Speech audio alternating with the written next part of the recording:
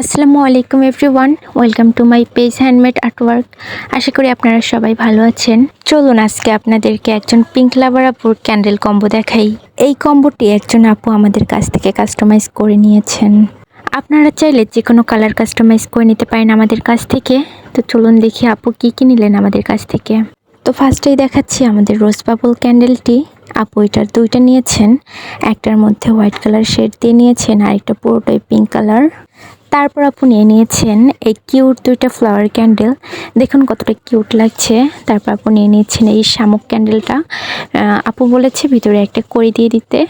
তারপর আমাদের এই ঢাকনা সহ চারটা, এইটাও নিয়েছেন আপু এক পিস। ভিতরে দেখেন কত সুন্দর একটা ফ্লাওয়ার। আমার কিন্তু পিঙ্ক কালার অনেক পছন্দ, তোমাদের কোন কালার পছন্দ অবশ্যই কমেন্টে জানিয়ে যাবা। তারপরে আপু নিয়েছে একটা পদ্মটা আমি সাদা করেছি, মাঝখানে পিঙ্ক কালার একটা ফ্লাওয়ার দিয়ে দিয়েছি। ঢাকনা সহ ছোট্ট একটা চার করেছি, যেটার মধ্যে আমি একটা টেডি বিয়ার আর একটা বেলুন দিয়েছি। ডিজাইনটা কিন্তু খুবই ইউনিক। তারপর আপু নিয়েছেন দুইটা সানফ্লাওয়ার দুইটা সাইজে অনেক ছোট। তো এরপর আপু নিয়েছেন আমাদের টিউলিপের বোলটা সম্পূর্ণ আপু ইয়েলো কালারের মধ্যে রেখেছেন। এরপর নিয়েছেন একটা স্টার ক্যান্ডেল। তো এই হচ্ছে আপুর পুরো কম্বো।